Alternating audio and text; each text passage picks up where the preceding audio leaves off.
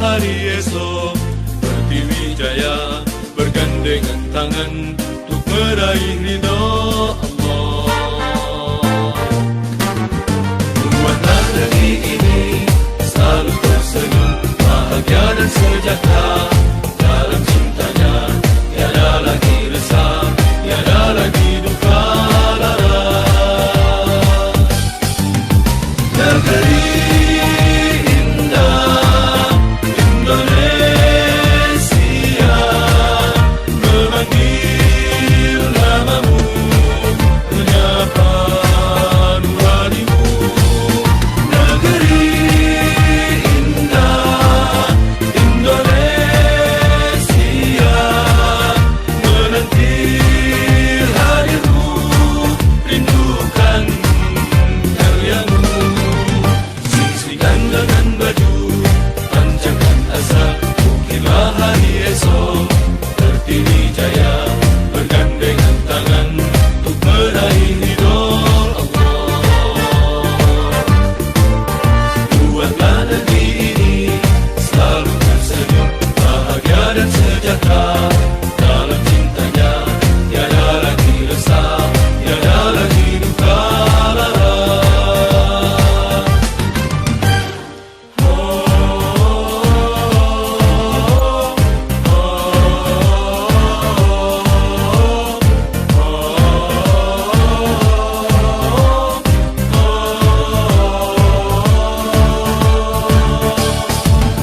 Negeri indah Indonesia memanggil namamu, menyapa nuranimu. Negeri indah Indonesia menanti hadirmu, rindukan karyamu. Sisihkan lengan baju, panjangkan asa, ukirlah hari esok Pertiwi Jaya bergandengan tangan untuk meraih ridho Allah. Buatlah negeri ini selalu tersenyum, bahagia dan sejahtera. Dalam cintanya tiada lagi resah, tiada lagi duka lara. Tiada lagi resah, tiada lagi duka lara.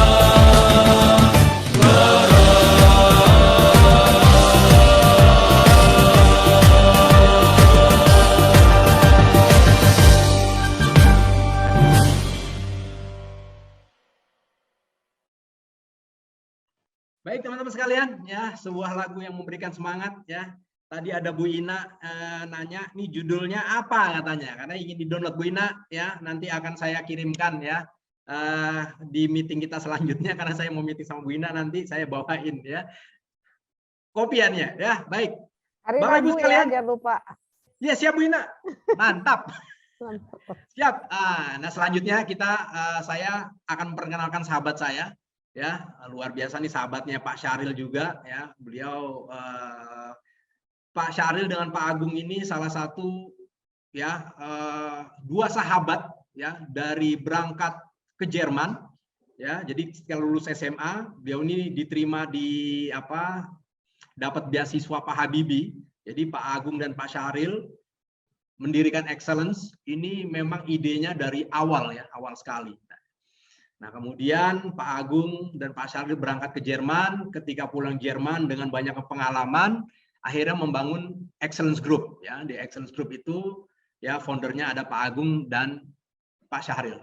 Ya, nah kemudian teman-teman Pak Agung yang pada kesempatan kali ini, ya Raden Agung Hardianto Wibowo, ya lulusan Jerman, kemudian juga beliau menjadi staf ahli, ya anggota Dewan, kemudian juga aktif di business coach ya di beberapa komunitas, juga beliau juga menjadi salah satu bagian dari grounded coachnya Coach Fahmi ya. Jadi teman-teman sekalian ya, Pak Agung ini cukup banyak, jadi saya nggak bacakan, tapi beliau sangat intens ya ingin membangun pemuda Indonesia memiliki stadium pitch internasional. Apalagi Indonesia sebentar lagi akan masuk menjadi salah satu ya negara besar yang akan mendapatkan demografi bonus. Nah, demografi bonus ini kita memastikan bahwa Indonesia ini akan dipimpin oleh anak-anak muda dan anak-anak mudanya hadir ya. Jadi kita ini akan mendapatkan keberkahan bonus demografi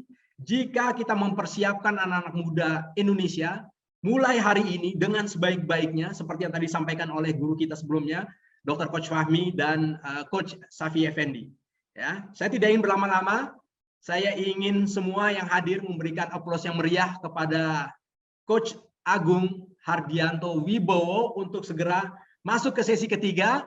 Dan kita beri aplaus yang meriah buat teman-teman semuanya ya, yang tetap hadir buka kamera sampai jam berapa ini sekarang nih? Ya, jam 21.35 ya. Oke, siapin tehnya, pisang gorengnya, ubinya segala macam disiapkan. Silakan Pak Agung. Wow, luar biasa. Teman-teman ini di studio excellence nih. Waalaikumsalam warahmatullahi wabarakatuh. Saya menyapa seluruh sahabat saya dari Sabang sampai Merauke, dari Miangas sampai Rote, di seluruh benua di dunia, gitu ya. Ada yang dari Eropa, dari sini, insya Allah, dari Turki. Alhamdulillah. Pak Bilal, Yes. hari-hari ini hari-hari yang luar biasa. Di saat-saat seperti ini, beberapa pemuda Indonesia menculik Soekarno-Hatta 76 tahun yang lalu. Untuk membuat sebuah momentum yang luar biasa. Memerdekakan Indonesia.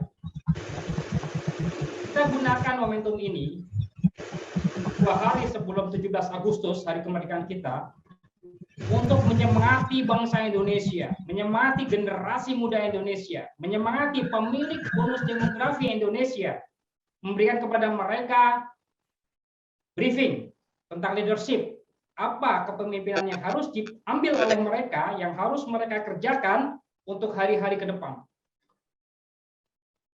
Apa yang kita persiapkan untuk negeri indah dengan garis pantai sepanjang 100.000 km? Yang diapit oleh 2 benua dan 2 samudra, bermandikan matahari sepanjang tahunnya, kaya di darat dan di laut, menjadi incaran bangsa-bangsa di dunia. Apa yang kita perjuangkan untuk menggugah bangsa dengan 300 juta manusia, beratus bahasa dan beragam budaya, yang hidup di antara Sabang sampai Merauke, Miangas hingga Rote, yang sedang menghadapi bonus demografinya, peluang untuk menjadi negara adidaya atau hancur lebur karena beban sosialnya. Apa yang akan kita jejakkan untuk membangun manusia, meningkatkan produktivitas, menguatkan kohesivitas, bergerak rukun bersama, menciptakan kolaborasi untuk keadilan dan kesejahteraan. Next slide. Next. Saya ingin kita semua ketika bicara tentang Indonesia, yang ada di dalam benak kita adalah kejelasan tentang peta Indonesia. Kejelasan tentang arah ke depan bangsa Indonesia. Sebuah bangsa itu akan maju, bangsa itu akan kuat ketika impian bangsanya merupakan kumpulan dari impian individu-individu yang ada di dalamnya. Kita lihat ketika kita bicara masalah Indonesia, ketika kata-kata Indonesia itu bergaul di dalam kepala kita, di dalam hati kita, apa yang terbayang tentang Indonesia? Ataukah hanya desa kita dengan keindahan gunung dan sawahnya? Atau hanya pesisir pantai di depan kita dengan keindahan deburan ombaknya? Atau keseluruhan Indonesia dari Sabang sampai Merauke? Negara kita ini negara yang luar biasa. Negara di atas khatulistiwa. Mendapatkan matahari yang luar biasa sepanjang tahun. Kaya luar biasa. Permasalahannya kenapa kita belum menjadi negara adidaya? SDM kita masih lemah. Impian kita masih lemah. Tadi Brother Safi Effendi udah luar biasa menjelaskan tentang masalah impian. Saya akan memberikan note yang lebih kuat lagi di sini. Bahwa kita perlu memiliki impian yang kuat. Kuat. Impian yang bukan diimpikan oleh orang yang tidur, bukan. Impian yang bisa kita lihat dengan mata kepala telanjang kita, dengan mata terbuka. Impian seperti inilah yang harus kita bangun. Indonesia memiliki 7 impian besar. Coba di next slide-nya saya buat. 7 impian besar. Bantu untuk klik ya. Yang pertama terkait dengan masalah SDM. Sumber daya manusia Indonesia yang kecerdasannya mengungguli bangsa-bangsa lain di dunia. Ini impian pertama. Ya, saya ambil dari indonesianbaik.id. Ini 7 impian Indonesia tahun 2015 sampai tahun 2085. Impian yang sudah kita bangun bersama. Excellence Institute lahir tahun 2011 dan kita benar-benar berkomitmen memberikan stadium pitch, memberikan kesempatan memfasilitasi putra-putri Indonesia untuk bisa maju dan bertarung di dunia internasional. Dengan izin Allah Subhanahu wa taala, saya, Pak Syahril, Pak Andi Sulaiman sudah menginjakkan kaki di benua biru Eropa di usia 18 tahun. Dan kita ingin lebih banyak lagi putra-putri Indonesia yang menggunakan kesempatan ini untuk berkompetisi di level dunia sedini mungkin, secepat mungkin, seawal mungkin. Ketika kita mampu mengakseskan diri kita di dunia internasional, insya Allah Indonesia pun juga akan naik. Yang kedua, masyarakat Indonesia yang menjunjung tinggi pluralisme, budaya, religius, dan nilai-nilai etika. Ini yang kedua. Pertanyaannya, sejauh mana kita bisa mengembangkan wawasan kita? Hanya mereka-mereka yang memiliki wawasan luas yang bisa memiliki semangat pluralisme. Hanya mereka yang mampu melihat budaya yang lain, yang mampu mengembangkan budayanya. Maka kembangkanlah arena bertarung kita. Ketiga, Indonesia menjadi pusat pendidikan, teknologi, dan peradaban dunia. Bagaimana akan menjadi pusat pendidikan? Bagaimana menjadi pusat teknologi dan peradaban dunia kalau kita hanya di dalam tempat kita saja? Bagaimana kita akan menjadi pusat peradaban dunia kalau kita hanya mengenal peradaban kita saja? Lebih sempit lagi, hanya mengenal kampung kita saja. Maka segeralah keluar dari kampung kita, bekali diri kita sebaik-baiknya untuk bisa tampil ke dunia internasional, untuk bisa berkompetisi di sana. Keempat, masyarakat dan aparatur pemerintah yang bebas dari perilaku korupsi. Ini impian 2015 sampai 2085. Kalau kita bersama sekarang menciptakan sebuah generasi dengan nilai-nilai luhur mereka, dengan religius yang luar biasa, dengan spirit yang luar biasa, insya Allah di masa mendatang aparatur pemerintah Indonesia juga akan bebas dari korupsi. Ada 3 lagi sangat terbangunnya infrastruktur. Indonesia menjadi negara mandiri yang paling berpengaruh di Asia Pasifik. Indonesia menjadi barometer pertumbuhan ekonomi dunia. Dari 7 impian ini, di mana impian kita? Impian ini akan menjadi guideline, menjadi direction, menjadi arah dari kepemimpinan kita. Di dalam surat Yusuf ayat 108, kul hadhihi sabil. Apabila Rasulullah SAW itu dimulai dengan kul hadhihi sabil, katakanlah inilah jalanku. Jalan itu baru bisa terbentang kalau kita tahu kemana kita berjalan. Maka ciptakanlah impian Anda. Impian Anda harus besar dan kuat. Next. Kekuatan impian kita ini akan menentukan arena bertanding kita dan sekaligus juga cara bertarung. Ketika arena bertanding kita masih di kolam yang dangkal, sempit, kita nggak bisa apa-apa. Ya begitu-begitu saja bertandingnya. Tapi ketika kita sudah masuk dalam arena bertanding yang lebih besar, lebih kuat, maka kita akan ditantang. Tadi Brother Syafi'i Effendi luar biasa mengatakan bahwa kepala kita, pikiran kita ini diciptakan untuk siap bertarung dalam kondisi yang sulit. Maka tantanglah terus. Kepemimpinan kita perlu kita tantang terus. Sediakan arena bertanding yang lebih luas. Supaya kompetensi kita juga ikut berkembang. Lanjut. Impian yang besar itu sangat mempengaruhi bagaimana kita hidup. Ketika kita merasakan sekarang hidup kita masih seperti ini saja, boleh jadi impian kita masih terlalu biasa. Adik-adik sekalian yang bersama-sama nonton bareng nih di pesantren-pesantrennya, saya sangat berharap, saya berdoa kepada Allah Subhanahu Wa Taala di antara adik-adik sekalian ini akan ada calon-calon menteri, akan ada calon presiden yang luar biasa untuk bangsa Indonesia. Para guru, para mentor, para pendidik yang mendidik mereka yang menjadi pemimpin bangsa ini akan balasan yang terbaik. Impian hari ini akan menjadi kenyataan di hari esok. Impian hari ini adalah sesuatu yang kita perjuangkan untuk bisa menjadi kenyataan di hari esok. Sebuah pion di dalam permainan catur, jika dia bertarung dengan baik, suatu saat dia akan sampai kepada promosi yang menjadi perdana menteri. Ketika kita berbicara impian, Jangan batasi impian kita hanya kepada kondisi kita saat ini. Sangat boleh jadi saat ini kondisi kita seperti ini. Tapi yakinlah dengan izin Allah Subhanahu wa taala, kita akan mencapai impian kita di masa mendatang. Buat impian kita itu tinggi. Setinggi-tingginya. Sampai-sampai kita berpikir kita tidak bisa mencapainya. Agar apa? Agar ketika impian itu tercapai, maka kita yakin bahwa yang mencapaikan impian itu adalah Allah Subhanahu wa taala. Agar kita merasakan bahwa kita tidak ada apa-apanya, semua itu dari Allah Subhanahu wa taala. Sehingga kesombongan ketika kita mencapai impian itu akan terkikis. Karena kita tahu yang mendorong kita sampai kepada impian itu adalah Allah Subhanahu wa taala. Lanjut. Sekarang di satu borang kita, ini biasa kalau kita punya form begini ya untuk melakukan coaching. Pertanyaan saya sederhana saja. Apa impian kalian untuk diri kalian? Apa impian kalian untuk keluarga kalian? Apa impian kalian untuk bangsa kalian? Apa impian kalian untuk dunia? Sebelum memimpikan tentang dunia, Anda harus tahu bagaimana kondisi dunia. Anda harus hafal gambarnya paling tidak. Peta dunia seperti apa, di mana benua Asia, di mana benua Eropa, di mana Afrika, di mana Amerika, dan di mana Australia. Kemudian berpikir bagaimana saya bisa sampai di sana. Apa yang akan saya lakukan di sana? Impact apa yang akan saya buat di sana? Kalau kita membagi hidup kita menjadi 7.000 dikali 4 jadi 28.000 hari, kurang lebih 76 tahun, kita akan ada plotting 4 sequence. 7.000 pertama, 7.000 kedua, 7.000 ketiga, dan 7.000 keempat. Isikan ke masing-masing itu. Ke masing-masing itu. Apa yang akan kita capai? Jadi sekalian, biasanya setiap tahun saya ini visit para student excellence di Eropa, di Jerman, Prancis maupun di Turki. Tahun lalu 2 minggu sebelum lockdown saya masih sempat ke Eropa. Tahun ini mencoba masuk ke sana tidak bisa. Saya sudah mulai rindu dengan excellence student yang ada di sana.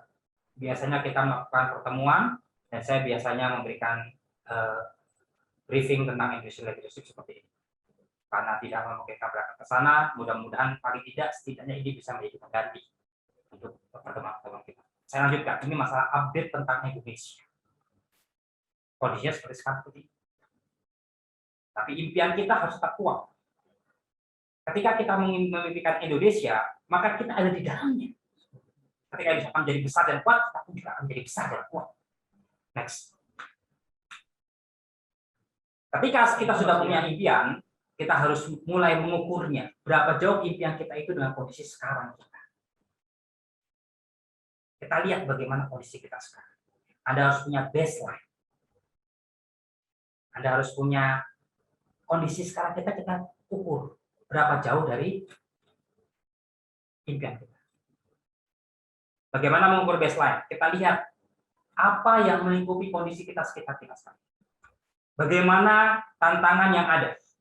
Bagaimana opportunity yang ada. Kemudian tantangan dan opportunity yang ada di sekitar kita itu, kita plotting, kita directionkan kepada apa yang kita miliki sekarang, kelemahan dan kekurangan. Setelah kita memiliki hal tersebut, ada selisih antara impian kita dengan kondisi kita. Next, Mas. Nah, selisih inilah yang harus kita perjuangkan. Selisih antara impian yang kita inginkan dengan kondisi sekarang. Misal, saya ingin bisa sampai ke Eropa. Gitu ya. Saya ingin bisa sampai ke Jerman dan kemudian kuliah di sana. Kekurangan sekarang apa? Saya belum mampu berbahasa Jerman. Artinya saya harus mulai dari sekarang belajar bahasa Jerman. Saya ingin berangkat ke Eropa. Saya perlu persiapan apa? Persiapan tentang kultur yang ada di sana. Bukan ya? Maka kita memerlukan persiapan untuk memahami bagaimana kultur yang ada di sana. Nah, ini adalah jarak yang kita lihat dan kita pikirkan apa yang bisa kita lakukan dalam mengejar hal tersebut. Nah, ketika kita sudah mengetahui bagaimana kondisi kita dengan pause tadi, dengan trait, opportunity, strength, and weakness kita, kemudian kita terlihat data kembali. Ya, inspiration, inspirated action apa yang bisa kita lakukan untuk itu? Kita data. Lakukan aktivitas kita, lakukan action kita hanya yang betul-betul menuju kepada masa depan kita. Kalau aktivitas itu tidak ada relasinya dengan masa depan kita, nggak usah dikerjakan. Hanya buang-buang waktu saja. Maka jelas bagi kita, ketika kita ingin masa depan kita seperti apa, puzzle-nya jelas. Ketika kita sudah ada gambarannya, kita buat potongan-potongan kecilnya, kemudian kita kerjakan mulai sekarang, kita bisa melihat puzzle ke depannya. Ya, jangan kita kerjakan hal-hal yang tidak ada relasinya, tidak ada hubungannya. Nanti akan sia-sia waktu kita. Maka manfaatkan waktu kita sebaik-baiknya untuk bisa memenuhi puzzle dari gambaran hidup kita di masa datang.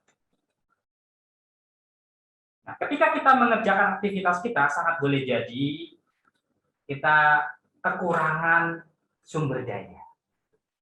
Kita nggak tahu di mana kita harus belajar. Kita belum tahu di mana kita harus mengambil sumber daya tersebut.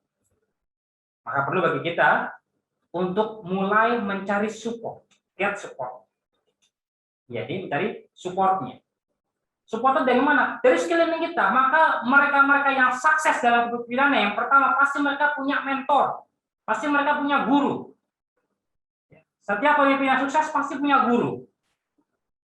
Di balik kesuksesan seorang pemimpin ada guru yang luar biasa yang membackup dia sampai dia bisa mencapai keutamaan.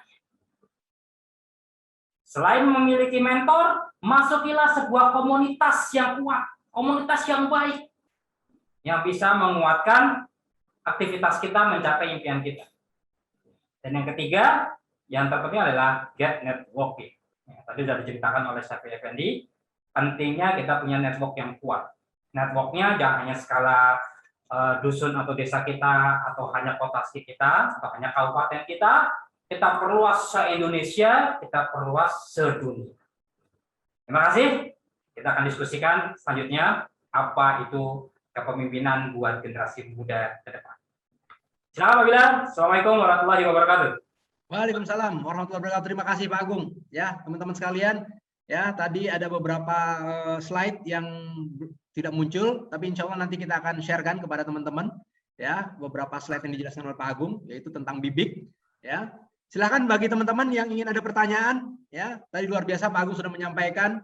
Ya, salah satu toolsnya juga diberikan. Ya, bahkan 2 tools ya diberikan oleh Pak Agung. Ya, mungkin ada pertanyaan dari teman-teman. Saya ingin juga mulai memberikan door prize nih. Ya, teman-teman, door prize-nya itu adalah belajar bahasa. Ya, sebentar saya akan sampaikan. Tapi silakan ditulis pertanyaannya. Pak Agung, apakah mendengar dengan baik? Ya. Boleh, dengar. Oke, dengan baik ya. Oke, soal tadi suaranya sempat kecil. Ini Ya, pertanyaan Galo ini. Ini se-Indonesia. ya ada pertanyaan? Tips ya dari Pak Budiman Jaya. Ya, tips Pak Agung. Ya, bagaimana tips memilih mentor yang tunggu dulu, langsung memilih mentor yang baik. Nah, ini karena pemimpin ini perlu mentor ya. Jadi pemimpin ini harus ada yang menjaga nih. Jangan berdiri sendiri ya. Oke, silakan Pak Agung.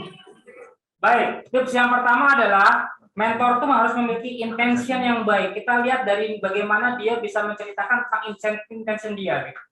Ya, lihat ke keluhuran budinya, lihat ke integritas dia antara apa yang disampaikan dengan yang dilakukannya. Apakah itu tally, apakah itu integrated? Itu yang pertama. Yang kedua, lihat background kemampuannya.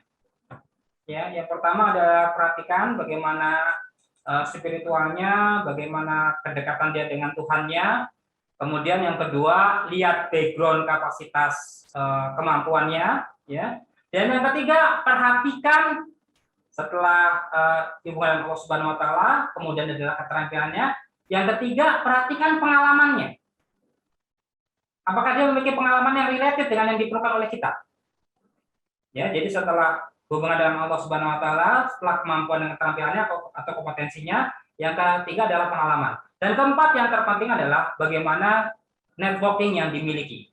Sebab mentor yang baik adalah mentor yang mampu mensupport dan mendorong mentinya, mereka-mereka yang berada pada asuhannya itu, untuk sampai kepada networking yang kuat. Ya, saya tidak ada 4 itu yang harus dimiliki oleh seorang mentor yang baik, yang bisa menjadi mentor kita. Pak Bilal, next. Baik Pak Agung, ini juga ada beberapa pertanyaan lagi. Ya, ini adalah satu tadi, ada 3 langkah. Satu, memiliki mentor. Kedua, ini bergabung dengan komunitas. Yang ketiganya Pak Agung. Ya, baik, terima kasih. Ini pertanyaan luar biasa ya. Ketiga adalah get networking, dapatkan network. Ya, get networking. Jadi kalau kita sudah masuk dalam komunitas itu jangan cuma terdaftar sebagai anggota saja. Hadirlah ke komunitas itu dengan sepenuh hati. Ya, maksudnya hadir ke sana untuk turut memperhatikan, turut memikirkan komunitas ini dibuat untuk apa, dan kemudian membantu bersama-sama anggota komunitas yang lain untuk menggerakkan komunitas tersebut. Perlahan demi perlahan pasti akan networking-nya akan terbentuk. Ya, network, ya, networking gitu ya, atau net for working. Ya, net itu hubungan, jaringan, work itu kerja. Jadi carilah jaringan-jaringan kita yang bisa bekerja dan mau bekerja bersama kita. Ya, bukan cuma sekedar kenal, bukan cuma sekedar ada sekian banyak list nama, bukan, tapi ya benar-benar bisa bekerja bersama kita. Itu networking. Ya, get networking yang ketiga.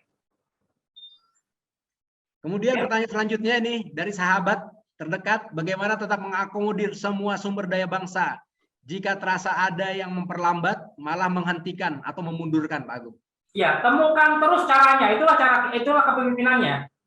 Ya, seperti Muhammad Al-Fatih ketika berhadapan dengan kenyataan bahwa tidak mungkin melewati benteng Konstantinopel dari satu sisi, dari Laut Marmara. Karena luar biasa, nanti suatu saat kita akan bersama-sama ke sana untuk melihat, itu bentengnya 3 lapis, dan di antara satu benteng dengan yang lainnya itu ada jarak lagi. Jadi melewati satu benteng saja, kemudian masih ada benteng yang lain, itu tidak mungkin. Itu kesulitan yang luar biasa. Maka dengan kecerdasannya, Muhammad Al-Fatih kemudian mengatakan, apa yang tidak bisa dilalui harus dilompati. Gitu. Sehingga 72 kapal perang, ini 72 kapal perangnya ini dibawa naik ke atas Bukit Galata dalam satu malam. Perang Konstantinopel itu diadakan ketika musim semi ya, sekitar bulan Mei April gitu ya, April Mei gitu. Musim semi itu malamnya hanya sekitar 8 jam, gelapnya hanya 8 jam. Dan untuk membawa kapal supaya tidak terlalu musuh itu saat gelap. Terbayang tidak? 72 kapal perang, ini kapal perang bukan sekedar sampan ya Pak Bilal. 72 kapal perang ini dibawa menaiki Bukit Galata selama 8 jam. Rata-rata 1 jam itu bisa dilalui oleh 9 kapal. Jadi memang itu tugas seorang pemimpin. Tugas seorang pemimpin selalu mencari caranya supaya bisa. Ya. Dan strategi itu akan selalu berbeda dari satu momen ke momen yang lain, dari satu orang ke orang yang lain, dari satu kepemimpinan ke kepemimpinan yang lain. Selalu berbeda. Seperti mengalirnya air dari mata air sampai ke laut. Bagaimanapun caranya pasti akan terus mengalir. Terbentuk satu dinding, dia akan belok ke kanan atau belok ke kiri. Gitu ya. Kalau tidak bisa menggenang kemudian naik ke atas, gitu ya. Ya kan? Menguap gitu ya. Kemudian untuk berjalan jatuh lagi menjadi air hujan, kemudian mengalir terus mengalir, dan begitulah caranya. Tidak bisa satu sisi yang lainnya. Kalau bahasa Jawanya bisa nabok nyilih lengan gitu ya. Bisa minjam pakai tangan yang lain. Bagaimana caranya? Pikirkan supaya bisa. Itulah tugas kepemimpinan.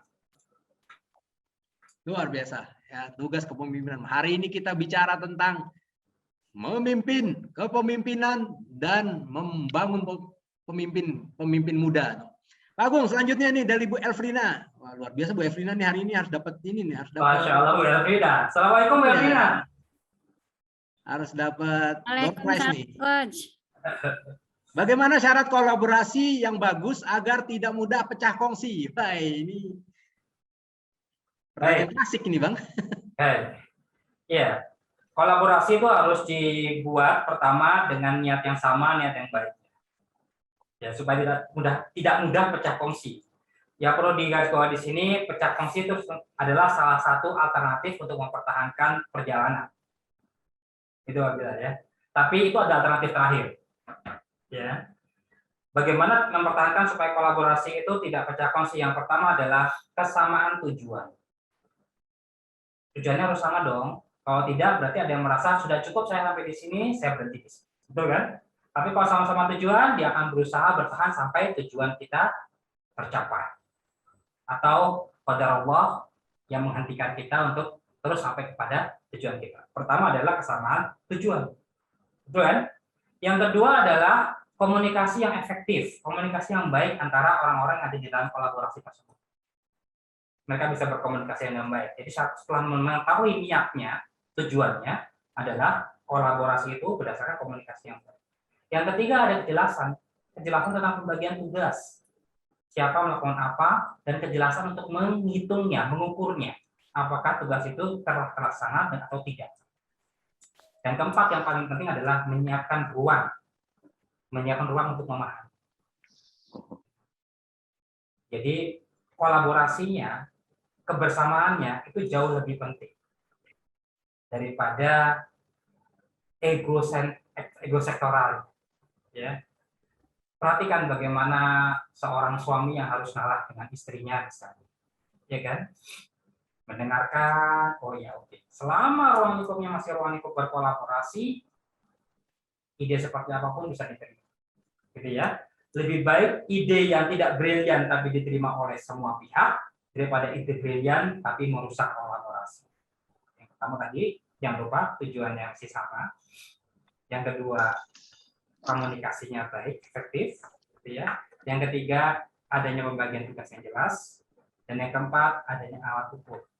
Bagaimana mengukur perjalanan atau hasil tugas yang dikerjakan.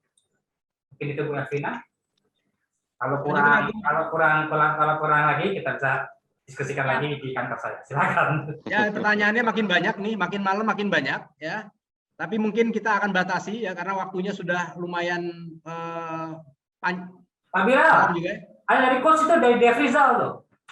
Oke. Ya, selanjutnya bagaimana melanjutkan bonus demografi agar para pemuda kita tampil ofensif dan untuk confidence menggantikan estafet kepemimpinan di masa mendatang. Masya Allah.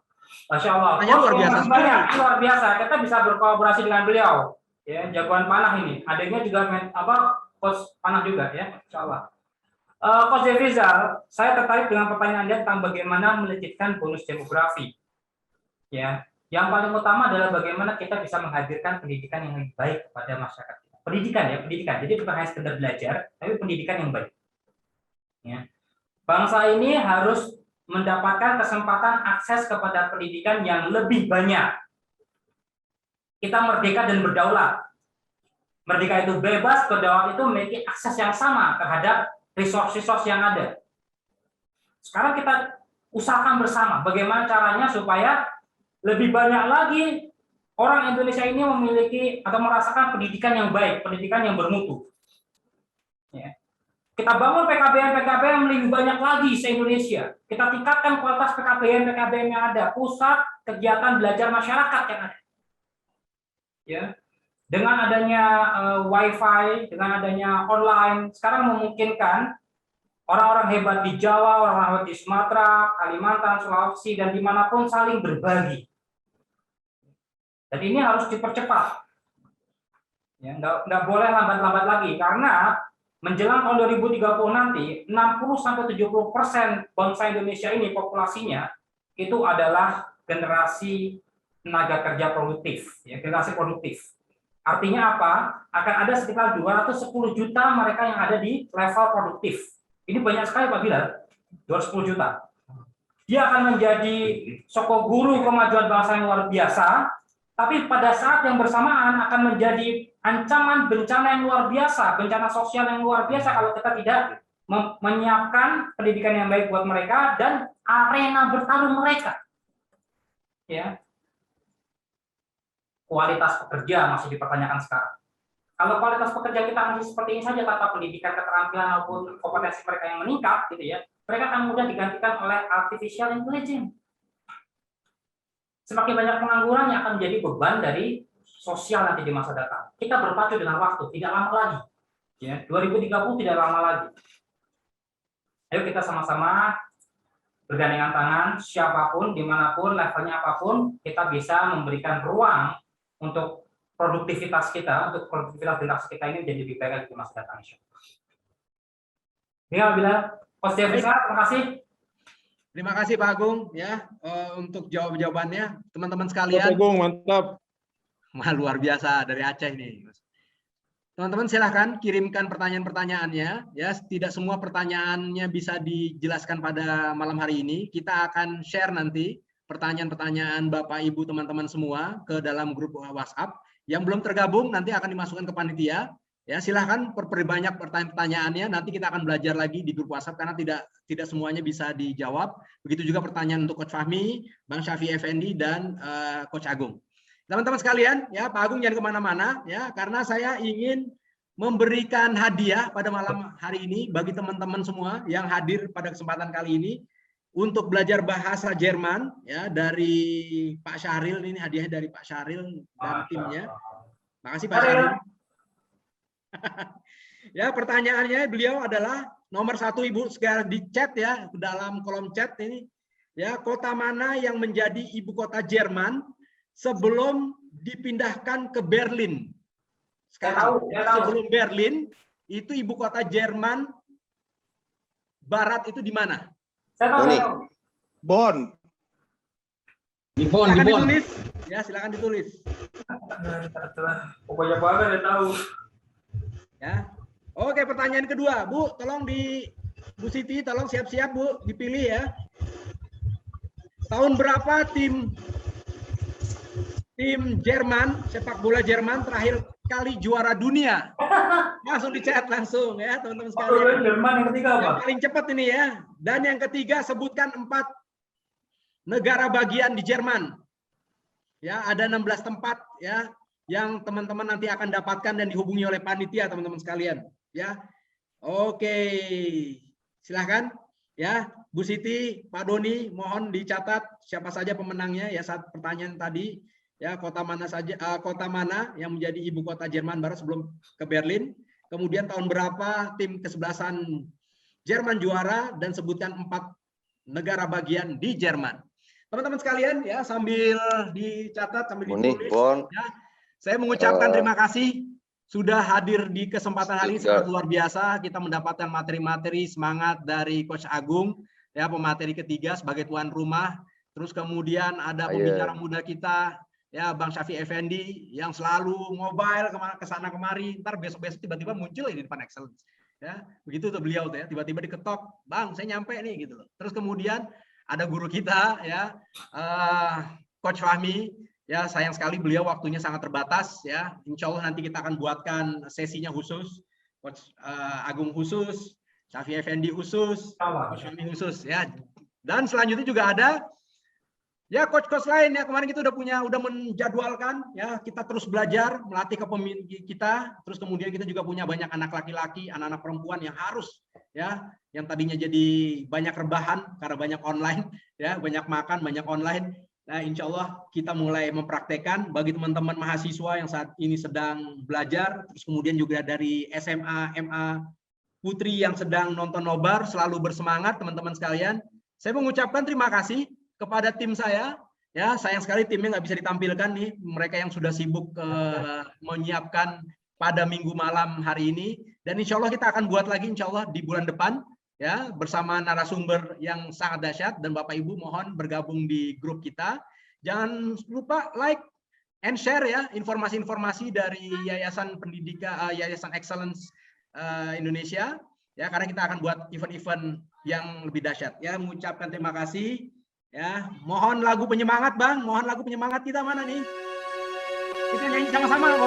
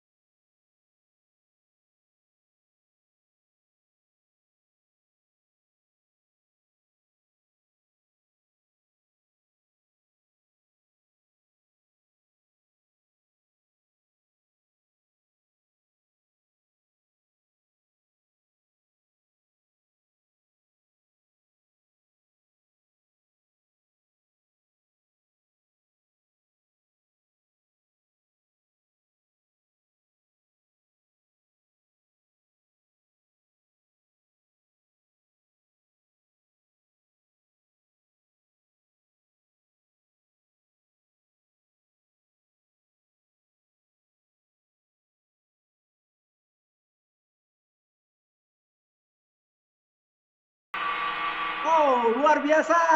Terima Allahu kasih. Akbar. sekalian. Allahu Akbar. Panitia, coba kita foto bersama. Ya, teman-teman yang dari SMA dan MA, RU, silahkan tangannya ke atas semuanya. Kita akan foto bersama. Oke. Udah, panitia, sudah difoto belum? Luar biasa, semangat ya. Sudah jam 10, hampir setengah 11 ya, kita masih bertahan.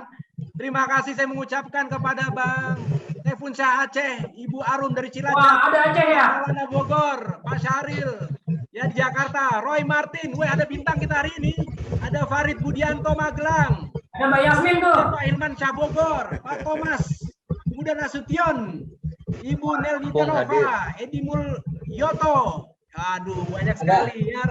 Mbak Yasmin, apa kabar? Rai Oh ada. Oh RU ya. Eko. Menteri ya.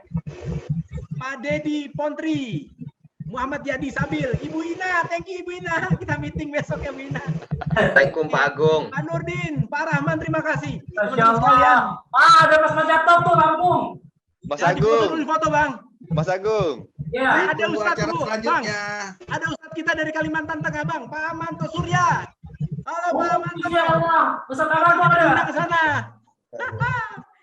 Ya, oke teman-teman sekalian ya, luar biasa ya, Bang Fahri Bimo dari Prancis, dari Kong, ucapkan terima kasih, salam buat teman-teman di sana. Dari Budiman ya, saya tidak bisa menyebutkan satu persatu, masih ada 7 halaman lagi yang harus saya sebutkan ya teman-teman. Ya, saya mengucapkan terima kasih Pak Agung. Ya, closing statement silakan dari Pak Agung sebelum saya tutup sebagai salah satu pembina dari yayasan. Silakan Pak Agung. Closing statement. Nah, setelah itu kita sama-sama beristirahat. Besok kita langsung mempraktekkan semua pelajaran-pelajaran tentang leadership, teman-teman sekalian. Luar biasa. Baik, bismillahirrahmanirrahim, sahabat sekalian, dari Aceh sampai Irian Jaya, kita akan hadir ke sana.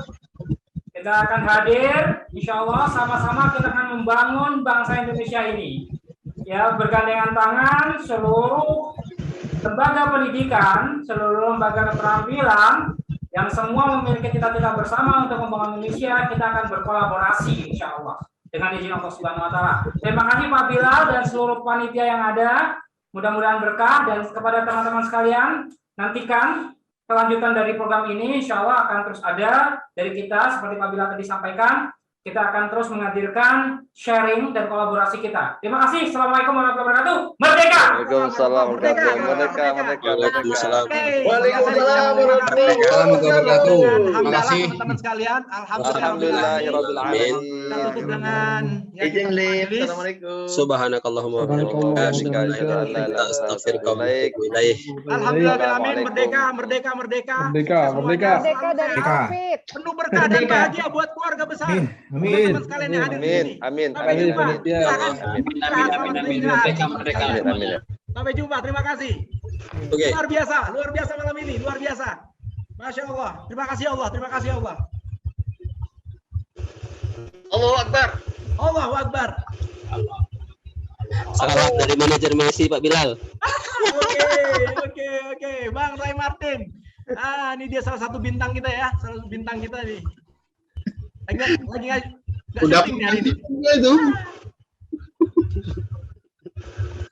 Oke, terima kasih banyak teman-teman, silahkan yang mau istirahat ya. Ya, tadi menembus angka 250 ya yang hadir, tapi juga karena nonton bareng nobar diperkirakan lebih dari 500 tadi itu. Ya, terima kasih teman-teman. Ya, Izin live ya. Assalamualaikum. Waalaikumsalam warahmatullahi wabarakatuh. Izin live Bilal. Terima kasih Bang Roy, terima kasih. Pak Dedi, terima kasih. Terima kasih Pak Bilal. Pak Budi, terima kasih. Pak Syaril, terima kasih Pak Syaril.